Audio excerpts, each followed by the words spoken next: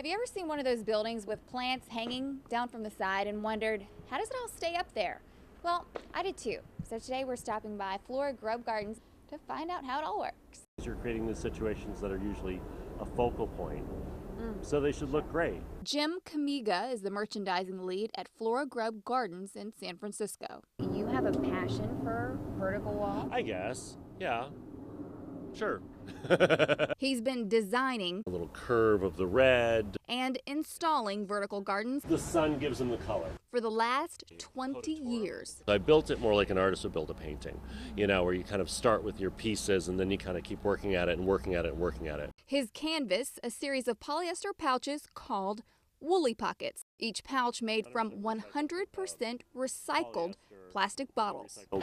Thick. Vinyl, yeah. That's strong. So it holds well. His medium, plants. The nice thing about a woolly pocket is you can plant almost anything that will grow on the ground on the wall. Jim says anything that fits the pocket and the climate can be used in a vertical garden. And in this case, size does matter. Where you have something that's maybe a succulent that gets too much water in it and it gets too heavy and it'll fall out. So you have to be conscious of that. In this specific design, Jim favored a family of cacti. Ripsalis. Yep. Ripsalis. Yeah. That's a lot of Ripsalis. Yeah. Ripsalis is a genus of more than 60 plants in the Cactaceae family. Rips in Greek means wickerwork, referring to the slender and flexible stems. Some have masses of long, thin, cascading stems. Others, like the Ripsalis salacorniotes, have a more unique shape. It's definitely called drunkard's dream because it looks like a little bottle. A larger Ripsalis is the cruciform. These have thick, flat, and slightly angled stems. Flowers bloom along the edges. Ripsalis are native to Brazil, where they're known for growing on trees or in between rocks, which makes them appropriate for growing vertically. In addition to Ripsalis, Jim also used plants from the genuses Cordyline, Hoya, and Trachycarpus.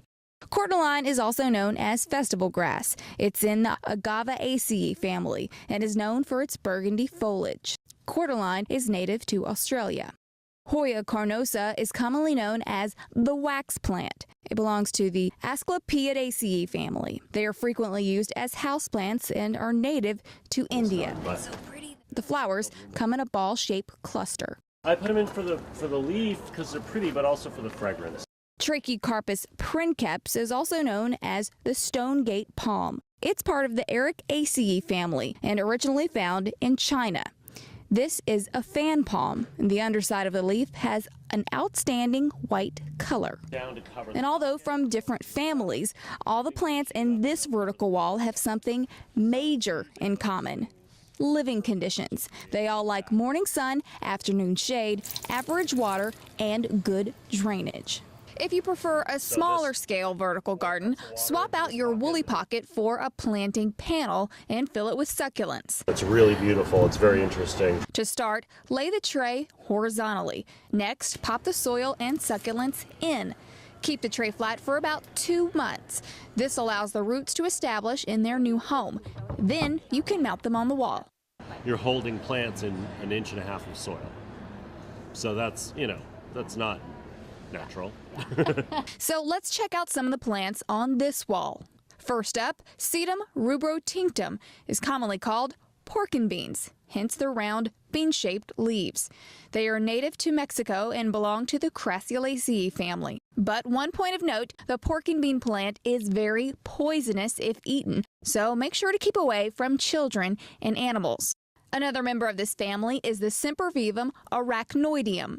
It is often referred to as the cobweb houseleek because of its spiderweb-like features. They are native to Europe and were once thought to protect a home from lightning strikes. Next up, the Echeveria pearl non-Nurnberg. It is more commonly called hens and chicks.